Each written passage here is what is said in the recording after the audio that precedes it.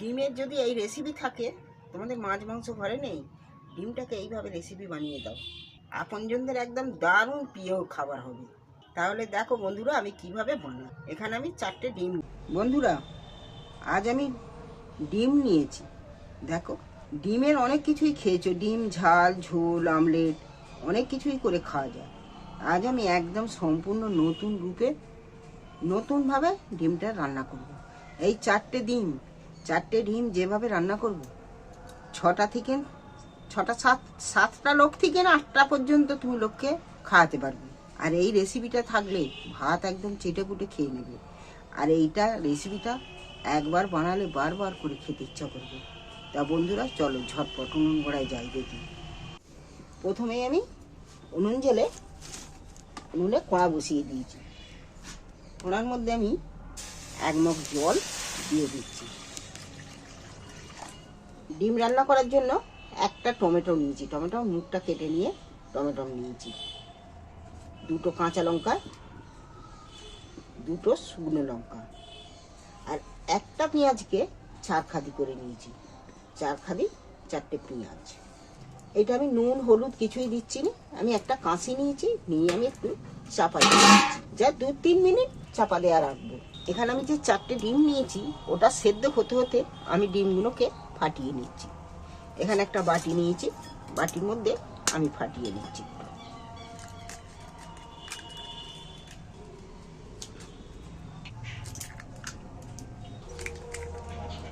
ডিমটা স্বাদ মতো আমি নুন দিয়ে দিচ্ছি। জাস্ট ওতে নুনই দেবো, আর কিচ্ছু দেবো না। ওইটার মধ্যে আমি এইটা কাঁটা চামচ দিয়ে একটু ভালো করে ফাটিয়ে নিচ্ছি। 2 মিনিট হয়ে গেছে। দেখো সেদ্ধ হয়ে গেছে বলে এর খোসাটা, টমেটোটা ফেটে খোসাটা বেরিয়ে পড়েছে। আচ্ছা তুলি আমি জল থেকে সবগুলো ছেঁকে তুলে নিচ্ছি।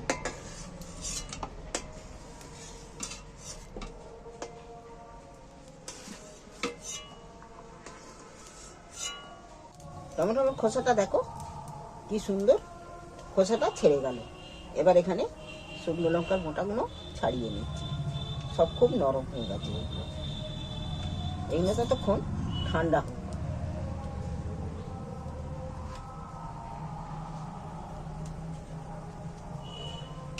টমেটোটা সেদ্ধ হয়ে গেছে, নরম হয়ে গেছে। একটু ঠান্ডা হোক। ঠান্ডা হতে করতে কোনাতে আমি একটু সে তেল আমি বেশ খানিকটা কোনায় দিই ডিমটা ভাজার জন্য। তোমরা পারলে যদি সাদা তেলে খাও, সাদা তেলেও তুমি রান্নাটা করতে পারো। অনেকে সাদা তেল খায়, অনেকে আবার সরষের তেল খায় নি। সরষের তেলের টেস্টটা বেশি, সাদা তেলের টেস্টটা একটু কম হয়। দেখো ডিমটাকে আমি সম্পূর্ণ ভালো করে ফাটিয়ে নিয়েছি। একদম কোনো সাদা কুসুমের সময় কোনো ছাড়াছাড়ি নেই, ভালোভাবে ফাটিয়ে নিয়েছি। আর তেলটাও খুব গরম হয়ে গেছে। আমি এর মধ্যে গোটা ডিমটা দিয়ে দিচ্ছি। এবার আমি এইরকমভাবে জোড়ো করে করে ডিমটা ভাজলে, এই ডিমটা যে এইভাবে বানাচ্ছি, দেখবে এই ডিমটা খাবার সময় একটুকু শক্ত ভাব থাকবে না, খুব নরম ডিমটা হবে রান্নাটা। ডিম একটা রান্না করলে ভেজে একটা শক্ত শক্ত লাগে না, কিন্তু এই ডিমটা একটুকু শক্ত ভাব পাবে না, একদম নরম তুলতুলে, যেন ডিম খাচ্ছ কি পনির খাচ্ছ বুঝতে পারবে না।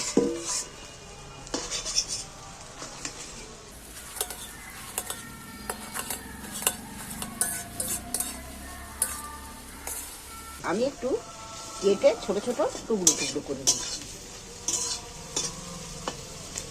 তবে একে আর বেশি ভাজবো না। এবার আমি ঢেলে নিচ্ছি। আমি এই ডিমটা বাটির মধ্যেই ঢেলে নিয়েছি। ডিমটা দেখতেই কিন্তু ডিম ভাজার মতো হয় না, একটা আলাদা ধরনের দেখতে লাগছে।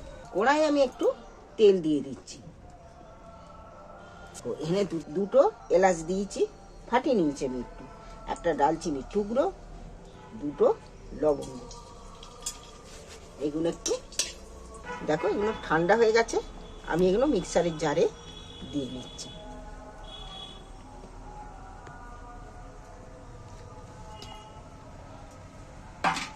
তেলের মধ্যে যে দিয়েছিল ওগুলো ভাজা হয়ে গেছে, সেন্টটা উঠে গেছে।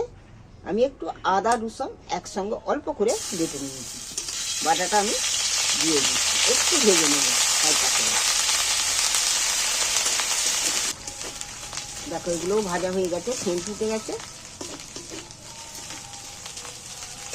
এইবার আমি পেঁয়াজ, টমেটো, শুকনো লঙ্কা, কাঁচা লঙ্কা সব পেস্টটা আমি এর মধ্যে দিয়ে দিচ্ছি। এইবার আমি ভালো করে এইটাকে কষিয়ে নেব।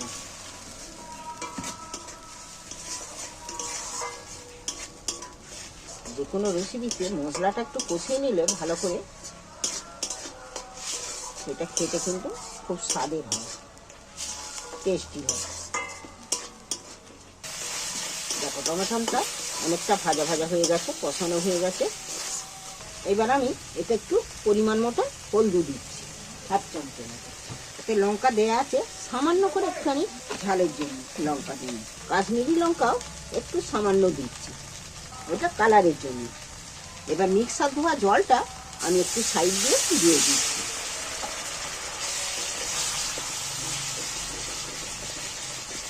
এবার আমি নুনটা লাস্টে দিচ্ছি পরিমাণ মতো, স্বাদ মতো নুন দিন।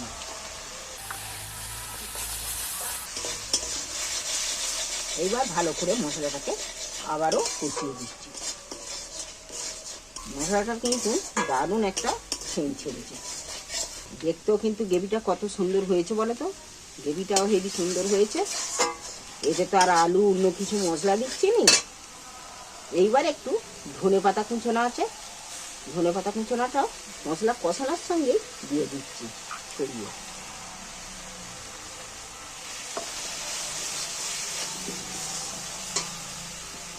আমি এবার মশলা ধোয়া জলটা সাইড দিয়ে দিয়ে দিচ্ছি।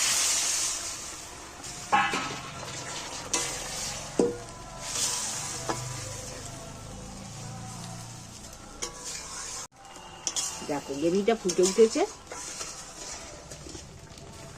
এইবার কিন্তু আমি ভেজে রাখা ডিমটা দেখো কত সুন্দর দেখতে হয়েছে, খেতেও কিন্তু ততটাই সুস্বাদু হবে।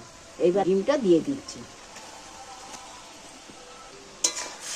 তোমরা যদি এইভাবে একবার বানিয়ে খাও না, মাছ খেতে ভুলে যাবে। আর ডিম যে খাবে, ডিমও তোমাদেরকে বারবার এইভাবেই খেতে ইচ্ছা করবে।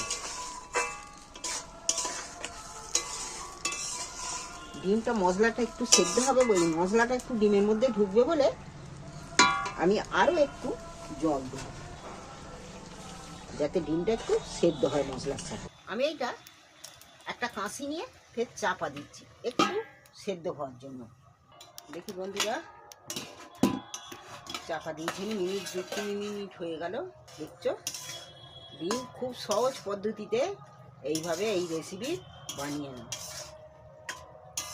এই রেসিপি থাকলে ভাতে, রুটিতে ডিমের ঝালো এই জুস দিয়ে রুটি যে 3টে খায় সেই 4টে খেয়ে নেবে, 4টে-5টা খেয়ে নেবে রুটি। এটি যদি তোমাদের পছন্দের হয়ে থাকে তাহলে চ্যানেলটা আমার অবশ্যই সাবস্ক্রাইবার করে দিও। খুব সহজ পদ্ধতিতে রান্না, তোমরা যে কেউ বানিয়ে নিতে পারো। যেমন সহজ তেমন কম সময়ের মধ্যে ঝটপট বানিয়ে নিতে পারবে। তোমাদের যদি এই রেসিপির পছন্দের হয়ে থাকে চ্যানেলটা আমার অবশ্যই সাবস্ক্রাইবার করবে। কেমন হয়েছে কমেন্ট করে অবশ্যই জানিও যে রেসিপিটা তোমাদের ভালো লাগলো কি।